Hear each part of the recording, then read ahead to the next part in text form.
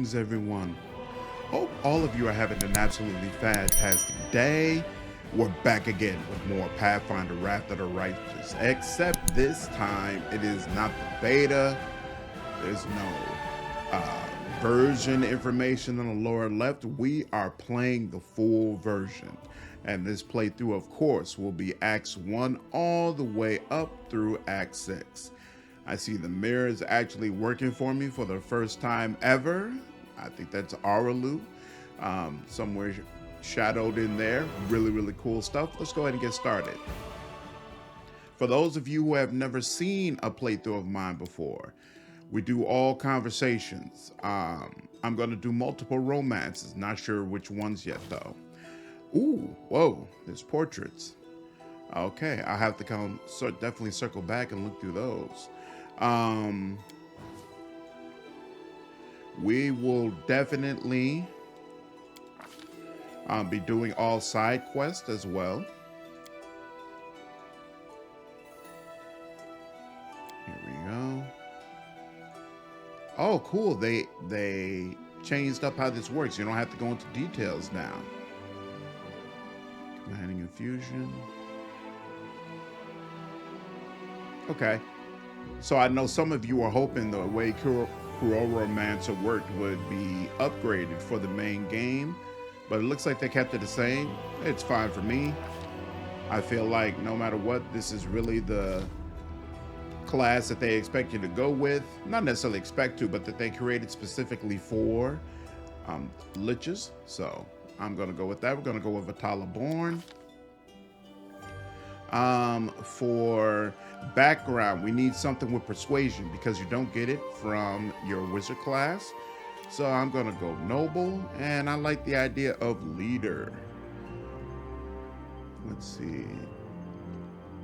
For your background change to a +1 competence bonus to case skills. Oh, they added more information. This is always fantastic. A +1 enhanced bonus in case of weapon proficiency and a -1 armor check penalty reduction in case of armor proficiency. Cool. We only need this for persuasion, though. We're not going to be using the armors and weapons. So we definitely want to take intelligence all the way up to 20. We're going to put a couple more points into wisdom because we want that up to 10. We could get dump strength. No need for that. Put in another 4 points into charisma. And then, oh, you know what? We'll take this down to 19. I forgot, because then we can take this up to 14, and then we'll just put 1 point here and 1 point here. It's a little annoying having a couple of uneven scores, but honestly, there's no way around it. I don't want to put them back into strength. That'd be a waste as well. We'll just move on. And then as far as skills, I definitely want persuasion. I'll take lower nature, since that's actually, you don't get party members who are really, really skilled in that area. I should not need religion. More than likely we'll have party members who could take care of that. In fact, none of the rest of these are really, really necessary, more than likely. But just in case, we're going to go ahead and take Knowledge World. And you know what? I like the idea of having perception on him, even though he doesn't have a class skill in it. We're just going to go ahead and throw it in there. The rest of these, I know what party I'm going to run with. The party members will handle it. For the first level feat, ooh, they changed up some of the icons. That's really, really cool. Oh yeah, that's really, really cool. Okay. First level feat, we are going to take Life Dominant Soul. This is going to allow us to be halfway healed by channeled positive energy, even though we're Dhampir. So it makes it a lot easier for our clerics to be able to heal us. You're still going to be damaged by light cure wounds, cure light wounds, cure moderate wounds, things of that nature. And then we also get a bonus feat. So might as well take this opportunity to go ahead and focus in on necromancy. Or, you know what? To be a little bit more general, we're going to get spell penetration. I think taking spell penetration works actually helps you a little bit more at this point in the game. And then I always screw this up. There are some other schools that actually rope in nicely with necromancer. but I can't ever remember which ones they are. Let's see. I think I do need conjuration, abjuration. I think I can let go of evocation. And I think technically, well, no, there's a lot of good defensive spells that are with illusion, so I can't just let go of illusion. And transmutation, I think haste is under transmutation. Definitely don't want to have to let go of that. We'll do divination for now. I might have to respec, change some things around about this. Right, so I lose magic missile, but whatever. Okay, definitely one shield, definitely one mage armor. For this beginning section, definitely one enlarged person. I guess expeditious retreat is nice to have on yourself. And then sleep is nice to put on enemies. And then let's see, fear is nice. Enfeeblement is for strength, or I can make a person sick. Yeah, let's do that. For deity, yeah, all of this looks cleaner. Ergothoa, the Pallid Princess. We are a dark necromancer after all. We're gonna go neutral evil. Oh, I can have scars. That's interesting. That's actually kind of cool. Okay. All right. Oh, they got some, they got new skin tones in there as well. Okay. Yeah, that works. No hood.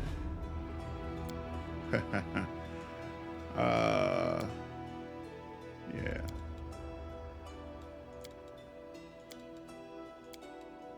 Interesting. Okay, so they didn't really add much of hair in terms of hairstyles for them, but I wouldn't want much more anyway. So you can't have war paint.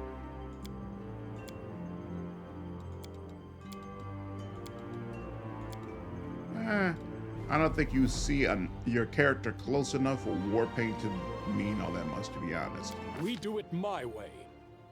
Forwards! No, backwards. Backwards! Defeat is not pious. This is my path. Brave as possible. Enemy near. Spell's not working. No. Time's not waiting. Pragmatic.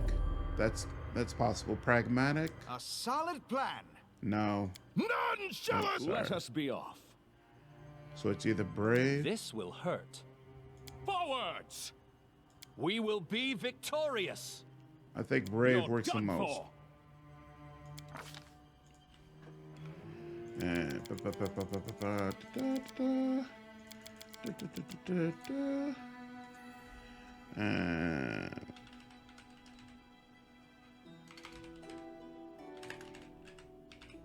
there we go. Makes sense to me. Give up. All right, let's go ahead and get started.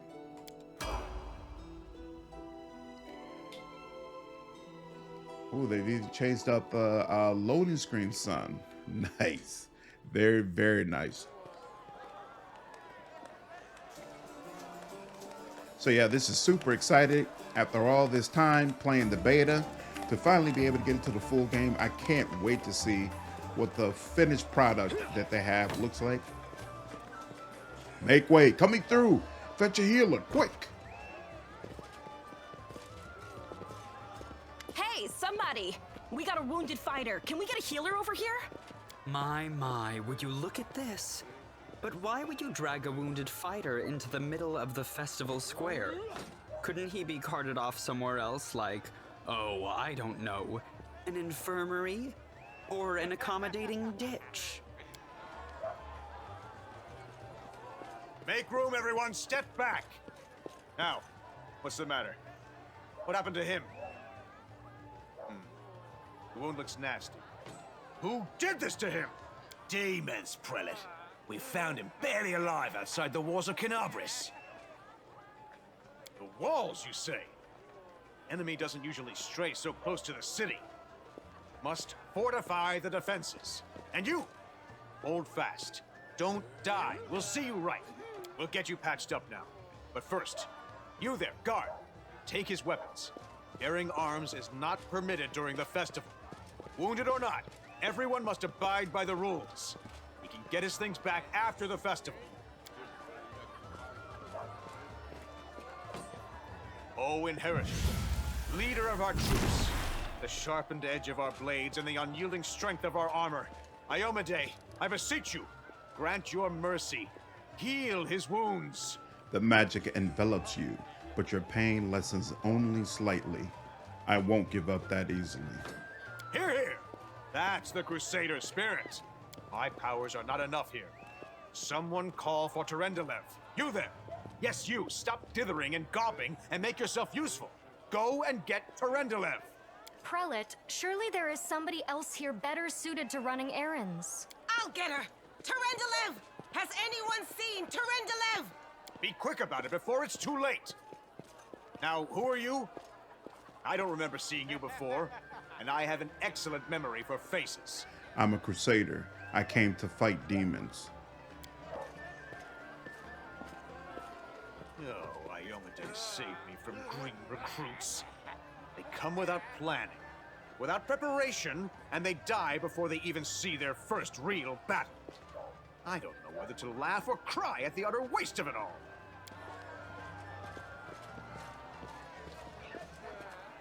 My dear prelate, please, for the sake of the festivities, stop interrogating this poor man. He has been through enough already. Go on. I'll take care of him. All right, as you wish.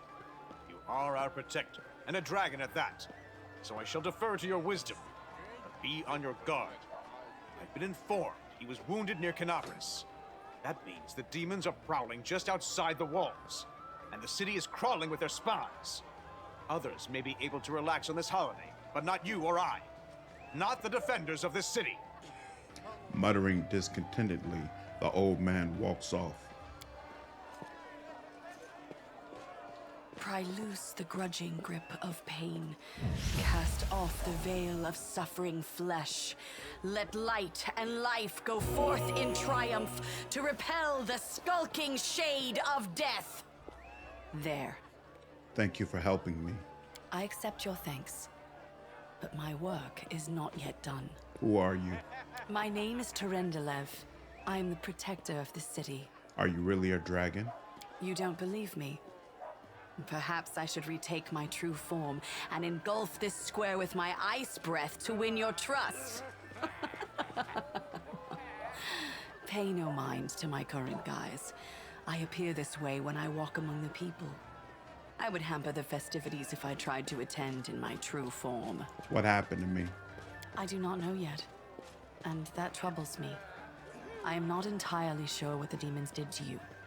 This wound is no ordinary injury, and it was inflicted by no ordinary weapon. I have rid you of your pain and restored your strength, but only time will allow you to heal fully. Can I go? Certainly, but be careful. I have managed to get you back on your feet, but I have not healed you fully. Alas, sooner or later, your pain will return. But do not be discouraged. You will recover, I promise you that. Tomorrow, come to the cathedral and say that you are expected by Terendelev, protector of Canabris. We will find a way to help you. But for now, put this out of your mind and enjoy the festival. They are all too rare in this time of war, and merriment is one of the best medicines.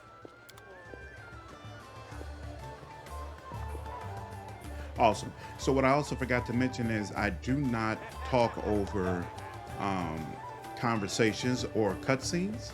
I really want to make sure you all experience as much of the game as possible through these playthroughs.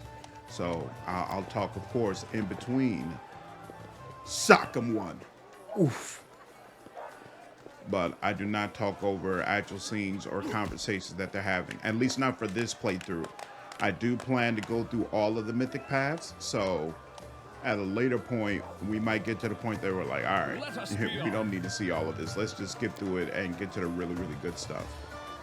And that's a discussion we'll have as a community. If you all would prefer that I just go through more slowly for all the mythic paths, that's what I'll do.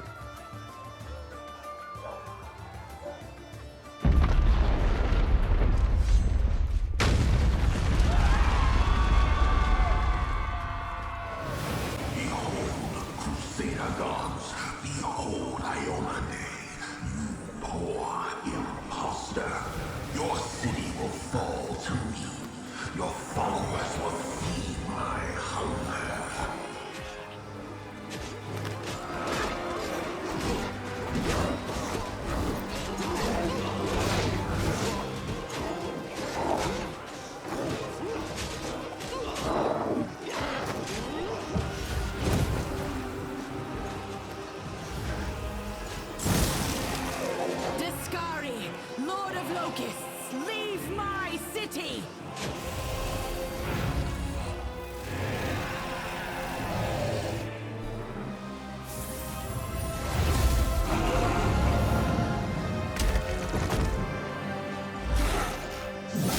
Let the feast begin.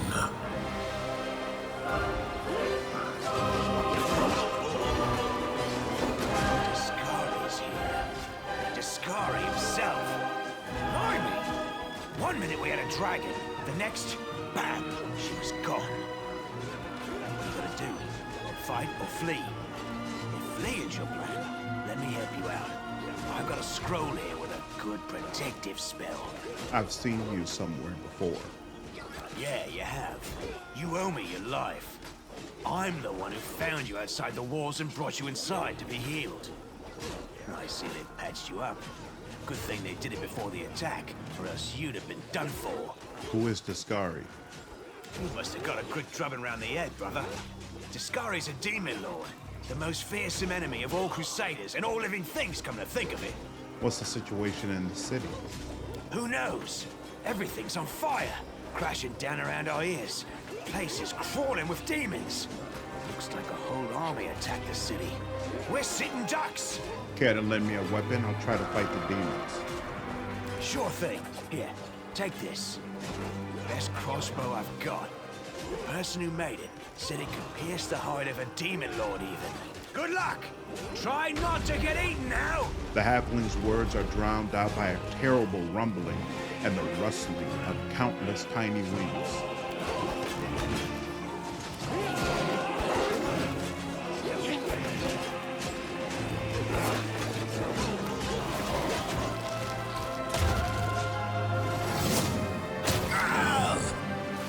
A mortal gnat snaps its jaws at the Lord of Locusts.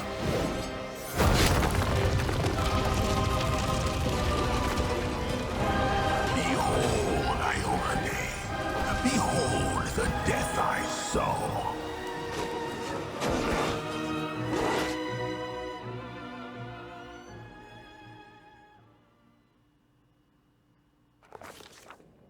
The silver dragon, Terendelev, the defender of Canabras, fell in battle. Hardly surprising, as she had to fight the Demon Lord Deskari himself. He willed the land to part and swallow all who dared to stand in his way. But the war was still far from over. I've never seen this art before. They just added it in the full release. This is awesome. And I feel like overall, the intro, amazing. Does a really, really great job of setting you up to care about what's happening. Like, even though you don't understand what's going on, just knowing that demons are essentially taking over the world and it's happening right in front of you, whether you're playing a good or evil aligned character, it reels you in and makes you decide Holy mother of... that you're going to care. Great, great stuff. A small woman with messy brown hair winces in pain, uttering a stream of curses through clenched teeth. She is pinned to the ground by a couple of weighty boulders. Hey, stay with me. You actually got pretty lucky. You fell down into a black hole. But at least you're not on your own. You've got a great companion. Everything's going to be just fine. Tell me something. Can you feel your legs? I feel them all right. Wouldn't say no to a little less feeling in them. My ankle's killing me. but my back seems to still be in one piece. My head, too. That's all that matters. Now, we're going to... Hey! Fancy meeting you down here. You're the one that Terendelev healed today, right? You aren't injured, are you? Will you help me get her out from under the boulders? Okay, I'm playing a neutral evil character, but it's not evil in the sense that I'm going to be taking every evil option. It's in the sense that he feels like you need to do whatever it takes in order to stop the demons, even becoming undead and using the dead in order to fight back against them. So he deeply believes in the Crusade and helping the Crusade and standing up for the Crusade's members. So we are not going to take the diplomacy, the evil diplomacy option here. We're going to try Knowledge World. We don't have to rely on brute strength for this. I'll try to find something to use as a lever.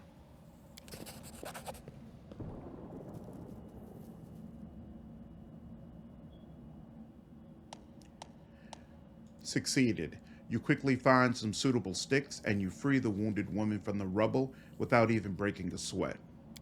Look at you! It's good to meet someone who uses brains first and brawn second. Damn it all. I think it's broken. Oh well, I've had worse. I'll just make myself a splint out of something. Thanks for the help. I wouldn't have lasted long on my own stuck under there. I'm Anevia Tirabade, of the Eagle Watch. I was overseeing security at the festival square. I thought maybe spies or demon worshippers might have something nasty planned. What actually happened, though, now that I did not see coming. I don't think anyone could have been prepared for that. Well, I'm Seelah, paladin by the grace of Iomedae. I crossed the whole continent to come to Mendev and fight demons. And well, I've been fighting for a while now. I don't even want to think what might be happening up there in the city. Canabres has lost the protection of Terendelev, and of the Wardstone too, looks like. It's a relic without equal. It was placed here personally by Iomedae's herald, with the goddess's blessing. I really wanted to go see it, to pray before it. But there's no point worrying about a stone when there are people dying in the streets. Yeah, things are looking grim enough, but don't lose heart. Wardstone or no, dragon or no, Canabres will never give in. Simple as. Well, we've introduced ourselves. What about you? I came here to fight the Abyss. A fellow Crusader! Welcome, brother. This is great. I would have been happy to have any companion in this, but it's nice to be stuck down here with somebody who's my kind of crazy. It's a good thing you've still got your faith. Because right now, to be totally honest, faith's probably the only thing we do have. Now then, I'll hobble my way out of here somehow. The city ain't far, only 30 paces or so. That's if you're going straight up, of course.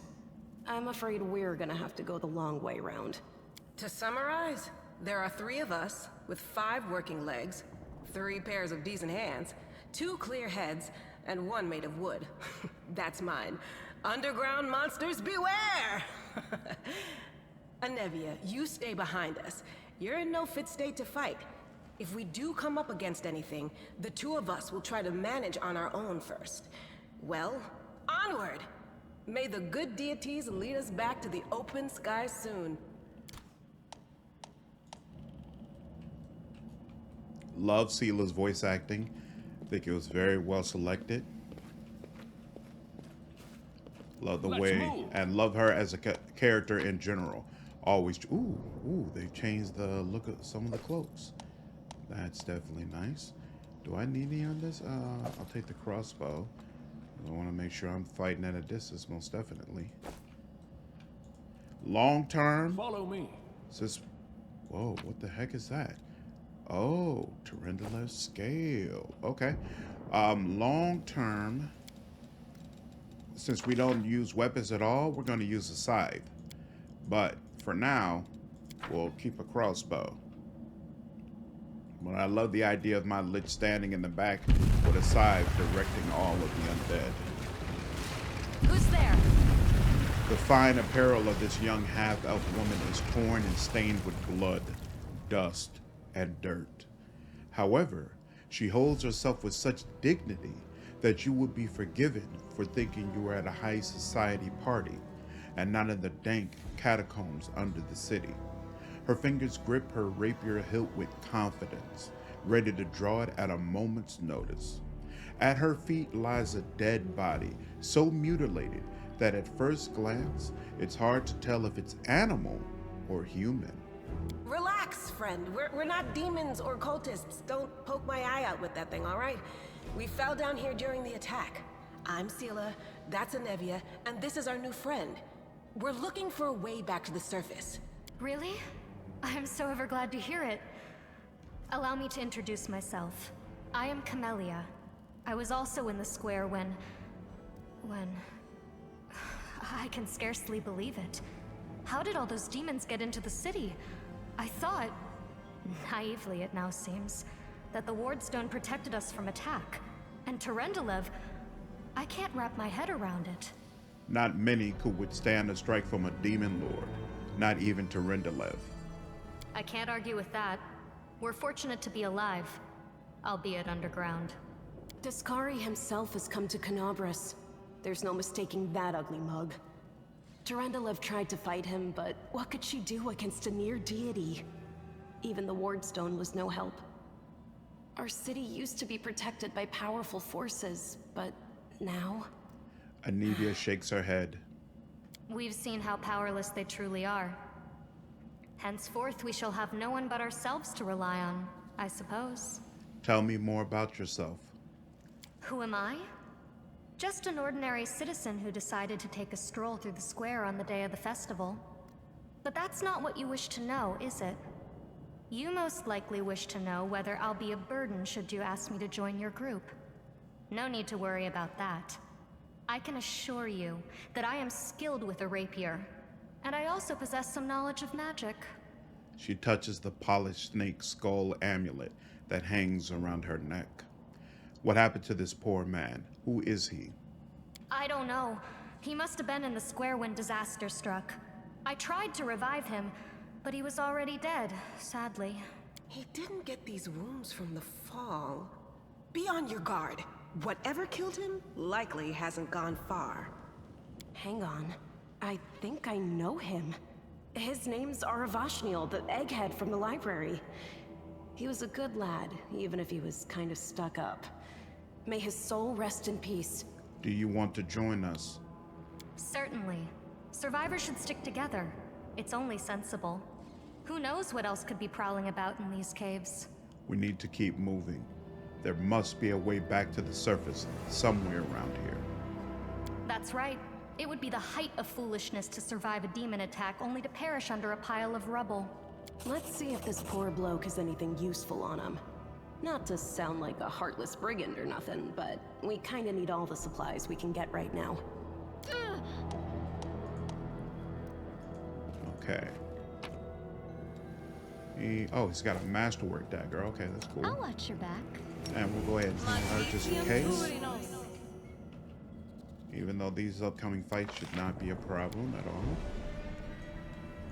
Alright, one after another, and in fact, this is my path. Let him use a cantrip.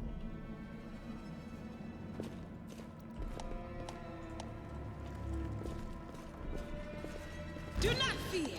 Do not waver. So I do a mix. We usually do real-time with pause for just regular trash mobs. And then I definitely do turn-based mode if I either feel like it's going to be a tough fight or... Oh, this is a change. Interesting. Okay, so more scales. Okay. I do turn-based mode if I either feel like it's going to be a tough fight or a fight where the enemy maybe uses special abilities, and I want you all to have the opportunity to see what type of abilities are being used, so you'll be able to prepare for it better yourself when you're in the same situation. But otherwise, we go ahead and just go with real time so that we can get through some of this content much quicker. Actually, we'll take all of this. We're going to be coming right up to a vendor, so I'm not worried about being encumbered just yet. When you have a full party and a bag of holding, being encumbered is much less of an issue, but in these beginning stages, you don't want to just weigh yourself down with everything. In general, I try to just take masterwork stuff and then armors that are especially valuable, but this is definitely not a game where you just want to go around picking up everything that the game throws at you. They'll throw a lot of trash that is just not worth your while to take with you. Resolve. I'm gonna let me kind of. Actually, I want to know something. It's back. There we go. Okay, yeah, monitor lizards are neutral. Hey, something's different. So there's inventory, character, spellbook. I feel like there's something here that wasn't here before. Am I crazy? Like dog characters expecting. Okay, no, maybe just loot system. There we go.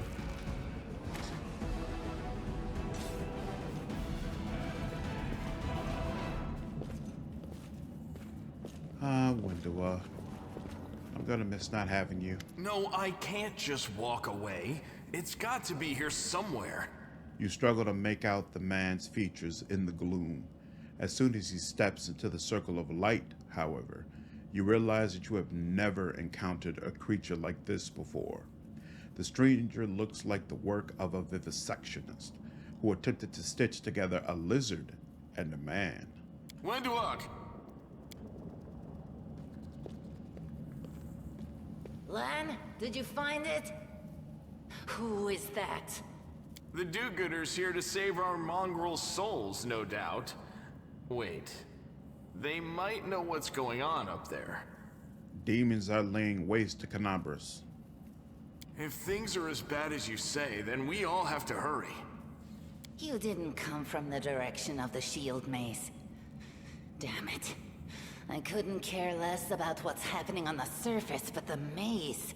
I realize that you guys have your own troubles, but we need to be in Canabras. People are dying up there.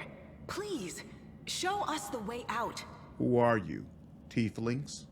Tieflings are the descendants of people who sullied themselves by mating with demons. Our ancestors would never sink that low. We are the underground crusaders, the children of the Crusade's finest. Sadly, underground crusaders is a bit of a mouthful, so people usually just call us mongrels. You just love repeating that, don't you, Lann? Mongrels. That's what the Uplanders call us. But we call ourselves Neathers. No matter what you call us, it's not gonna stop our horns, hooves, or tails from growing. I've never heard of underground crusaders before. In Canabras, they're called mongrels. People say that they come up to the surface at night and eat anyone foolish enough to wander alone after midnight. To tell you the truth, I thought you guys were just a tale to tell kids at night. That's human gratitude for you. Our forefathers suffered the consequences of demonic corruption, all to protect Mendev and Golarion. And for what? So we could become monsters used to frighten children. Every mongrel has their own take on it. Our chief, for example, thinks of us as something like a reserve military force. He thinks we're standing by until the moment we're needed, and when we emerge on the surface and save the day, all the people will see how good we are, and they'll love us for it. Yeah, he leaves that last part out when he talks about it, of course, but it's easy enough to read between the lines. What is this place? This is the hall where we remember the glory of our forebears. Sorry about the mess. It doesn't usually look like this, trust me. Sometimes we even wipe the dust off the exhibits. This is where the relics of the first Crusaders are displayed. Our lives are short. Our glories are quickly forgotten. But this place helps us to remember that we are just as worthy as anyone else. And that our lives are not lived in vain. The first Crusaders? You've been down here that long? That's crazy. What are you doing here? That's none of your We're looking for a holy sword. It was here, in the center, sticking out of a rock. The sooner we find it, the better. Some kids from our tribe took off for the shield maze. They figured it had collapsed, and now it's their time to go up to the surface, like all the legends foretold. Except they don't have a clue what's waiting for them up there. They're not fighters. And Sull, the chief of our tribe, is dead set against it. He says that now isn't the time for the underground crusaders to take up arms. If we get the holy sword, we might be able to change the chief's mind. It's a fool's errand. None of us will be able to hold the sword, let alone use it to save anyone. It's not an ordinary weapon. It's made from righteous heavenly flame and will burn anyone who touches it. Do you think you're special, Lann? I'll pick it up with my teeth and tie it to my hand if I have to. It doesn't matter. An angel's sword and a troop of stalwart mongrels will be able to work a minor miracle. Speaking of which, you're still here, Wendu, which means that deep down, you know it's possible. Wenduag shrugs and turns away. Maze, does it really lead to the surface? Yes. There are other ways up, but they are far from here. And after the earthquakes, there's a good chance they've collapsed. But the maze... There's a legend among our people that when the walls of the maze fall, that will be a signal for us, the underground crusaders, that the time has come to go up to the surface and fight the demons in the final confrontation. Until then, the people say the maze is shielding us from taking rash actions. I'm the only one in our whole tribe to have been in the maze, and even I don't know if it's true. But the further I went in the maze, the fresher the air became. That means that it really must lead to the surface. When the ceiling and walls started shaking, the young ones in our tribe lost their heads. They figured the maze was going to collapse, so it was time to go up to the surface. They grabbed whatever weapons were on hand and ran off toward the maze. They think the maze is no longer a danger to them. They've been listening to Wenduag too much. Don't try to blame this on me. Yes, I told them that our people are capable of making our way through the maze. In the future. But I always told them to wait until I had made a map of all the maze's dangers. I warned them 100 times. But it was no use. My words just went in one ear and out the other. A sword of holy flame? How did it wind up down here? It came here with its owner. A long time ago. 50,000 gongs to be precise. 70 years ago, in Uplander time. 50,000 gongs ago, our forebears found a dead angel here, along with the bodies of his comrades. The tribe gave them a dignified burial, and they were laid to rest with their weapons. But the flaming angelic sword was stuck in a rock, and no one was able to pull it out. It burned to the touch, like real fire. So the rock was placed over the angel's grave. It should be here somewhere. Maybe the angel will dig himself out and find the sword for us. That might be our best shot in this chaos. Lann, watch your tongue. We'll find the sword faster if we work together. I'll help you. Thanks. An extra pair of eyes can only help. The sword will be easy enough to spot. It looks, sorty. Help us, and in return, we'll get you out of here. Now we're talking. Let's get to work. It's a good thing we all bumped into each other, isn't it? What, you want to find the sword quickly so the underground monsters bring you back to the surface? So be it. Love that voice acting. Wenduag, of course, we were with her a lot during my demon playthrough. She was absolutely fantastic. Can't wait to see her full voice acting at work in the game. Statue of an unknown knight. The technique is crude, but the figure was clearly crafted with genuine feeling. Failed the religion check. Now what is that? What's that? Sell that copper ring.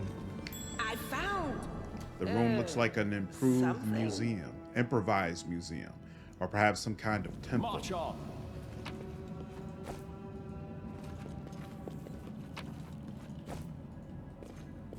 What do we What's have that here? there? Gems to sell. No, what is that? I found something. Onwards.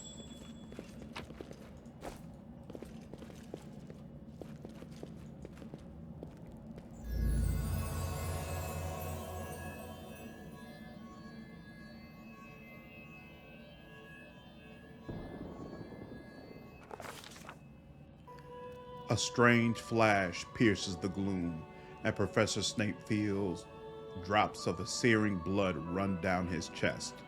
The wound healed by Tyrendelev reopens and weeps scarlet, but there's no pain or weakness. A hazy scene appears, a cave chamber. This one or another one entirely.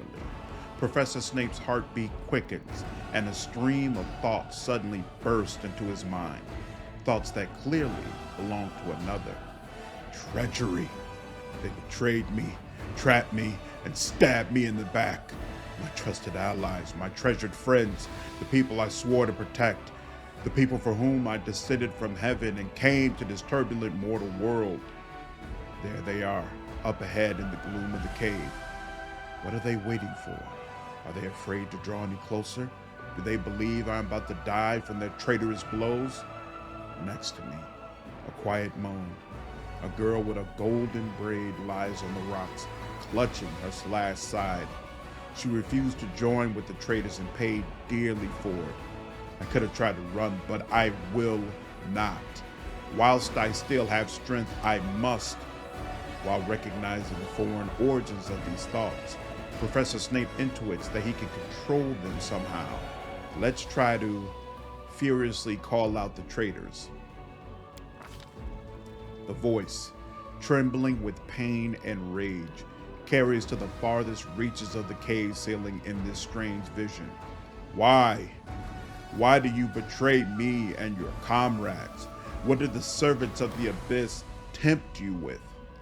Blurred shapes, the faces of several mortals, bleed into existence. One of them, a young half-elf with his hair twisted into a knot, responds to their accusations. You and your goddess have given us nothing, Lariel. Nothing! But Lord Deskari will give us everything. And there is no power in the world that will stop his advance. The frenzy of foreign thoughts come faster and faster, like a rushing river, and images flash by one after another. A priestess in colorful robes observing the stars, a young female paladin praying, clutching her glowing sword, a majestic golden-winged angel gazing into the distance, his face covered by a helmet, but his voice ringing clear. Only if you're willing, and only if you're ready. There is no going back. There, in the vision, the darkness in the cave stirs into motion. Something massive appears from within its depths, a vague shadow, an outline, a nightmare come to life. A wave of odious chirruping and rustling emanates from the cave, the sound piercing like hot irons lacing through flesh and bone. The traitors fall to their knees before the shadow in reverent ecstasy, and the wounded girl thrashes in her death throes. The yawning chest wound burns white hot. Professor Snape's head pounds with pain, and it is no longer clear whose pain it is. The person called Lariel, who sent this vision, or the one unlucky enough to receive it.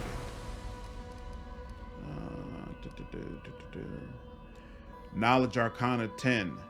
But Professor Snape knows how to resist malign influence such as this, no matter its origin. successful. The force of the attack, though originating in a vision, is terrifying. But Professor Snape is stronger. He shakes off the pain and torpor, but alas, the one who sent the vision cannot claim the same. He is broken and exhausted. A monstrous shadow emerges from the murk of the cave. It is not real. It exists only in the strange vision or memory, but the thrill of fear it provokes is more than real. The shadow's features starkly resemble those of Deskari, the terrifying Demon Lord. In a movement as swift as thought itself, the monster's hand is wrapped around the throat of the one they called Lariel. The foolish angle struggling on the rocks, like a fly with its wings torn off, intones the shadow. Its voice changes as it moves, shifting from a quiet whispering to a sonorous shout, becoming young, then old, quavering. Where is your goddess, angel? Where's your self-assured hero?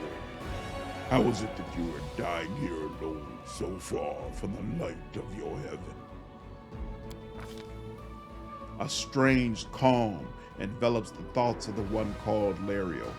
He recognizes who stands before him, and he knows he will never bow down before this enemy.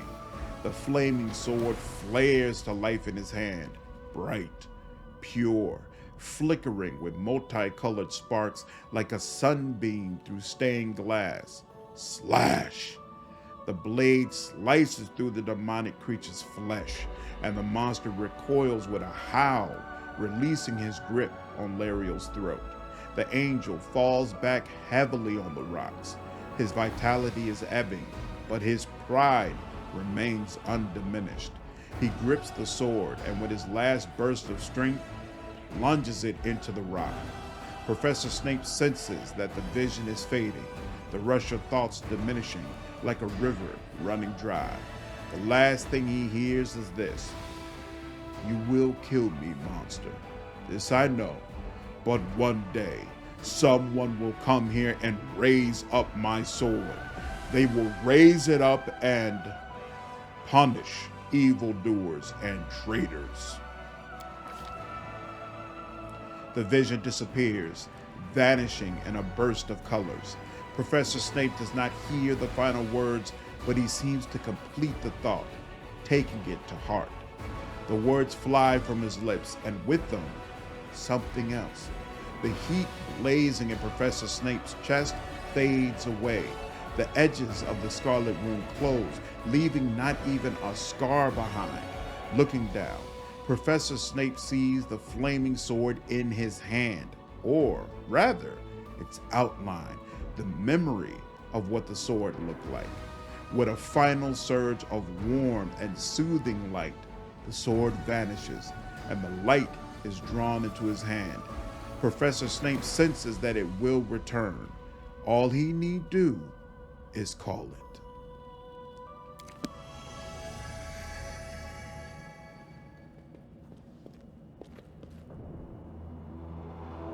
Hey, are you all right? You were kinda glowing just now.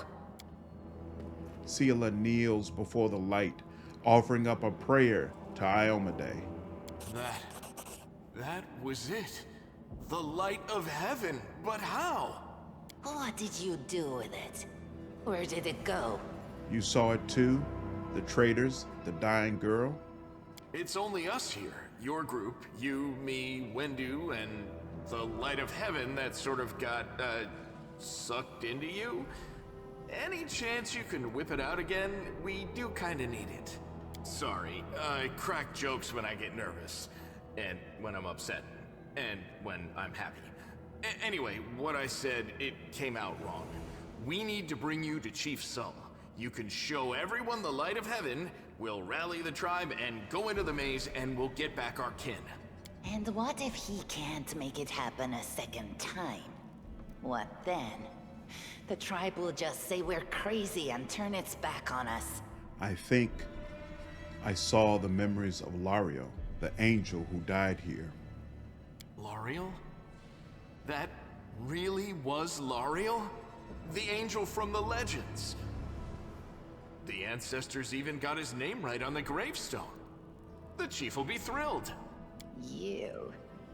Thousands of gongs and no one's been able to touch it, and now you, an ordinary creature of flesh and blood no different to us, get the sword and start talking about visions. Now, Wenduag, don't be a sore loser.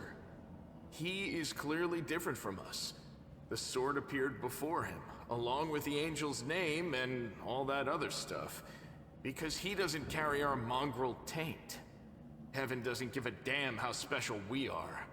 We're born with evil inside us. Heaven doesn't need to know any more than that. I know you're willing to tear anyone apart to uphold our people's honor, but you and Sull, you just refuse to face the truth. We are the way we are because our ancestors' bodies were corrupted by the abyss. It does the same thing to plants and animals. There's nothing heroic or special about it. It doesn't make us better, and it doesn't make us worthier.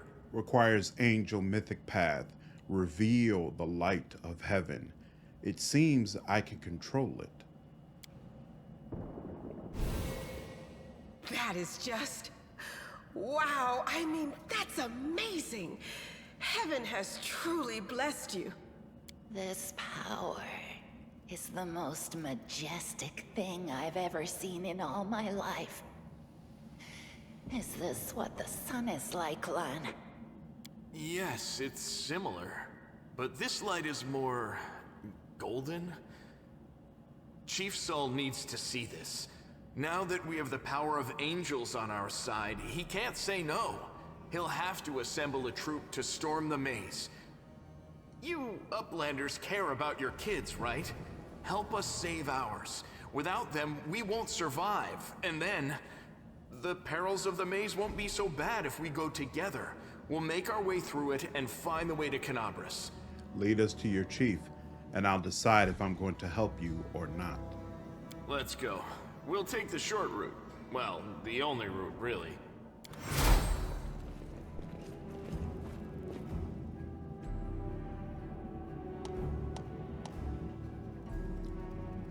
All right, so right now, at this time, It is done. I already said that my character is deeply loyal to the Crusade, and being exposed to this power makes him definitely believe, okay, being an angel and using the path of the heaven is the way to go. There's nothing else more powerful that's going to be able to stop the demons. So for the first little part of it, we'll probably be making more decisions and using things as if we were going to go that route, but that'll of course change over time. Really love the voice acting of Wenduag and Lann. Thanks, I think they're Lann. actually a You're really, so really awesome, nice Lann. pair, especially through this section. I think this beginning section, like I mentioned before, I think they did a great job with it. I think it's very entertaining. It pulls you along. Oh crap! I paying attention to Seelah at all. I feel like What do we have the here? beginning of a video game, its responsibility is to be interesting enough. Why does that say loot? But it's not letting me click it, so I got all of it. The responsibility is to be interesting enough that I want to continue playing it and finding out things about it. Oh, she's not fighting defensively. That could be part of the problem. Without truly understanding everything that's going on in the game. And I think this game does a great job of that. You don't really know what's going on. You only know a little bit about Deskari, but the strength of the characters, the strength of the writing, the strength of the lore that you've been introduced to thus far, it's all enough to make you say, okay, I want to find out more, and I'm going to allow you to pull me along this thread, as opposed to some other games that I feel like really start you out with a lot of lore and complicated terms that you don't really understand, and it makes it a much more difficult decision to say, you know what, this is something I want to stick with. So definitely big kudos to them. feel like this is very well done.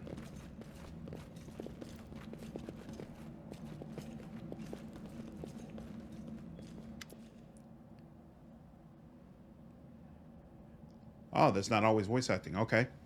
Wenduag glances at Lann, who is fixing his slit bowstring, and quickly walks over to you. Her cat-like eyes glow from beneath her hood. Listen here, you. I don't know who you are or where you come from, but you and I are the only two people here who see things clearly. That's why I'm asking you. Don't show the light of heaven to Sull. Lann is sure that the light should be shown to the mongrels. Lann. Wenduag grimaces, and a guttural, husky snarl unfurls in her throat. He wants to play the hero. His first idea, if you remember, was to grab the sword and run headlong into the maze. Does that sound like a plan to you?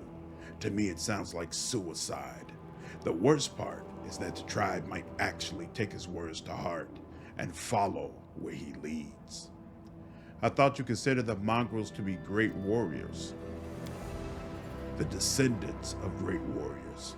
I believe that my people are worthy of greatness, that we are strong and can do many things. That's why we were chased down here. We scared people. But it's one thing to go hunting in the caves, and another to fight in the shield maze. Wenduag leans closer, her pupils dilating. I've been here. I spent my whole life training so I can make it through all the way to the end. There were more of us trackers at the start. We were young and stupid. What's a couple of monsters when there's a whole world out there waiting for us? That's what we thought, but we weren't prepared. The maze isn't just a physical challenge. It's cunning and full of traps. It's dark as a primordial night, and if you close your eyes and listen, you hear whispers right behind you and soft singing in the distance that seems to rise and fall with the beating of your heart. Wenduag looks away. I had to learn from my friends' mistakes. I had to step over their bodies and go further. I don't want to have to do that again, and it will happen again if a crowd of ill-prepared fighters burst into the maze with no idea where they're going, all because Lann believes that a glowing sword will solve all of our problems. Don't you want to save the kids lost in the maze? I do want to, but I'm not going to risk the future of the tribe for the sake of a few stupid kids. Chief Sull is hesitant, and for good reason. He also understands how dangerous this is for the tribe. Lann's the only one who benefits from these childish games of heroism. I'll go alone if I have to and find them, or whatever's left of them, without any heroics, relying only on myself, risking only my own life. Wenduag slows. You and your friends, you can come with me. Perhaps we can make it to the end of the maze together and find the way out to the surface. I'll think about it. Let's go. Wenduag nods. Don't show the chief the light, and I'll lead you through the maze to the surface. I swear it.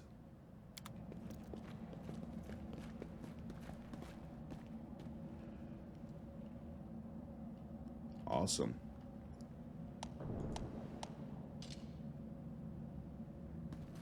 So I like the method. Ooh. Okay. I like the method that they use to show more of the personalities of each character. They do it not just through the conversation you have with them, but also by the way they talk about each other. You know, you learn much more about who these people really are. I really like the variety in the mongrels. It's all about this area has mutated them, and how it mutates them is very, very different across the different types of mongrels that you meet. So it's really, really cool stuff. Your first impression of the mongrel village is of a squalid dump with the odors to match. Unblinking, glowing eyes watch you from the gloom, and deformed shapes slope between the huts. You see some mongrels gutting white, eyeless fish, while others are repairing fishing nets. All the signs of normal village life, but tense expectation hangs in the air. A heavy-set, aged mongrel slowly shuffles his way toward you. The hair on his head grows in limp, wispy strands, and his face has a distinctly rat-like appearance with pronounced teeth, and you hear a rattling sound in his chest with every breath he takes. One of his eyes is white, fully scarred by cataracts, while the other gleams with moisture. Uplanders, and times are upon us indeed. Chief Sull, we found the angel's sword, and we found the one who can wield it. Lann points at you. He had a vision, and now the angel's sword, together with the light of heaven, are somehow inside him. Gather the tribe, anyone who can hold a weapon. The young ones are still alive. We can go save them. Sull raises his hand with ragged, broken fingernails. Ah, Lann, always dreaming, always talking. You're too hasty for your own good. It's going to get you in trouble. Sull eyes you up and down. An uplander with the light of heaven. That's too good for us. Our kind don't have good things happen. There's always a catch. Lann, trust people because he likes to leave. Isn't that right, Lann? I'm the chief. I don't work on faith. Show the light. Wenduag stares at you intently, like a cat watching a bird, and shakes her head in warning. Is there someone else from the surface? Is there someone else from the surface here?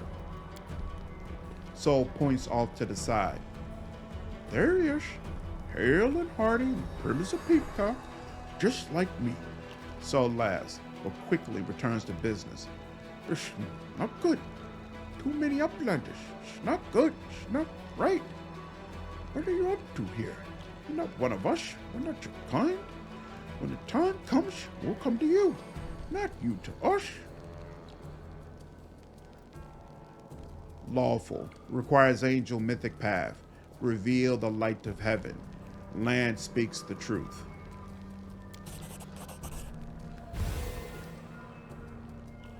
The heavenly flame flares to you at your unspoken command. Bright, pure, dancing with multicolored sparks like a sunbeam passing through stained glass. The mongrels abandon their task and stare, transfixed. The light is bright, but not blinding. It is warm, but its warmth is soul deep. Sull is silent for a while.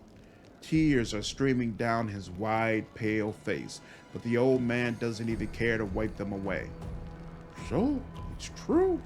The angel did not forsake us, no. He came back. Back from the dead he came to save our children. Lann gives you a nod of thanks. The scaled half of his face is indifferent, but the human half is visibly relieved, as if he wasn't sure all this time that you would support him. Wenduag hisses at you like an angry cat. See these fishermen and these hunters, these husk of men and women, their blood will be on your hands. We have the blessings of the angels. We will survive and help the young tribesmen. Idiot! I see a bright light, and now you think even a maze is no match for you? You always think the worst, Wendu. We're not on our own in this anymore. We've got allies. Well, a couple, at least. But one good fighter's worth 10 bad ones. You have the right of it, lad. But we're neithers. We're going to wait. I sent a messenger to summon all the tribes. It will take time, yes, but they will come. They will all come for the light. Wait, lad. Wait, uplanders. Rest a while in one of our huts. Our home is your home. Lann sighs. All right, Chief. Understood. Let's hope that a few hours isn't the difference between life and death for those kids. If they ask me what took us so long, I'll tell them it was your decision. Wenduag only grits her teeth in silence. And there we go. We are fatigued, and we have a level.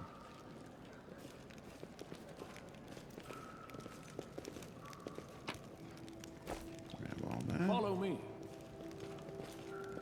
So let's search around the cave, sell everything that we have, and then we'll level up before it's time to rest.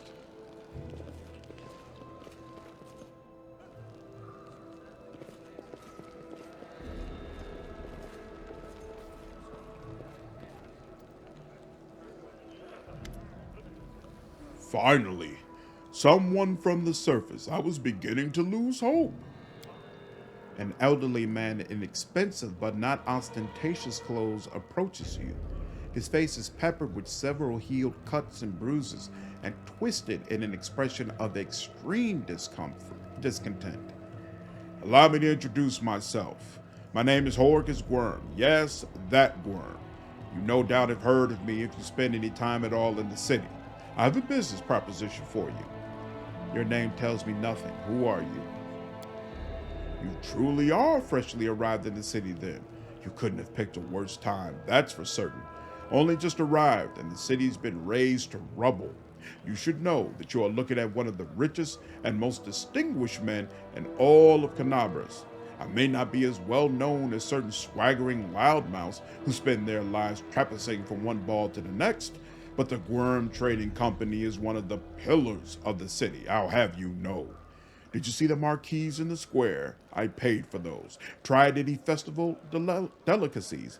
You have Horgus Gwyrm to thank for that. How did you end up here? For a moment, Horgus' eyes focus on Camellia before his gaze returns to you. Like everyone else, down I went when that accursed beetle cleaved the ground in twain beneath our feet. I'm lucky I didn't break my neck in the fall, and I'm doubly lucky that I didn't encounter any subterranean cockroaches on my blind wanderings, and instead came across hunters from this settlement. Although I must say that when I first glimpsed their physiognomies, I always get this word wrong, and I have no idea what it means. Physiognomies. My life flashed before my very eyes, but they turned out to be decent chaps, frightening to look at, but able to keep a bargain. You don't speak very kindly of the mongrels, even though they saved your life? Ha! Kind words are for people with hours to fritter away on pleasantries. Horgus Gwyrm speaks his mind, and he pays for services rendered not with kind words, but with hard coin. I gave the mongrels my dagger in exchange for their help. Its handle is worth more than their whole village. What kind of business proposition?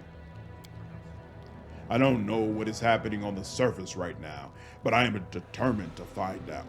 You have no intention of seeing out the rest of your days in this village, I suspect.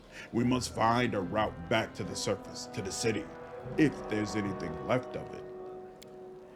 You are a spellcaster, I presume, a sorcerer, a wizard. I can't tell which exactly, but it doesn't matter. Spells are always useful, especially in a situation like this. You are strong. It will be no trouble to you, but I, alas, am not as fit as I once was. I can't go crawling about through caves playing at scouts. My proposition is simple. Lead me back to the city, and I shall pay you 1,000 gold coins. I suggest we help this man. It is good to have friends among the Canabras elite. Diplomacy 16, 2,000 gold. Succeeded. Horgus's gaze is piercing. Are you taking advantage of my dire circumstances? Very well. Make it 2,000. Money first. I would gladly pay in advance, but all my wealth is up on the surface. Fear not. The word of a Gwyrm is worth more than platinum. Ask anyone. Horgus Gwyrm has never reneged on a deal. Deal. Splendid. In the meantime, I shall sit here in the village. We have to go. What? No, we have to go. Go on, go on.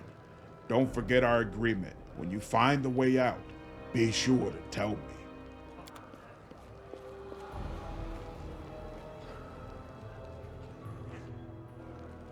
Excellent.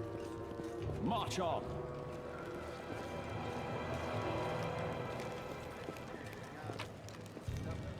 Alright, more stuff to sell.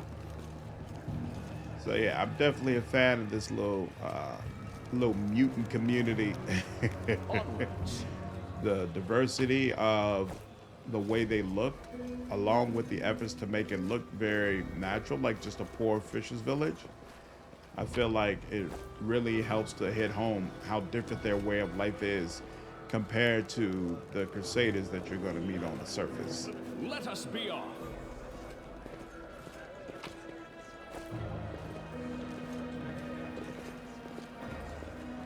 And all right, I think this is a good place to go ahead and stop. I hope all of you enjoyed the video today. If you did, please leave me a like down below, share this content, and subscribe to the channel if you haven't already. I will see you all in the next video. Take care.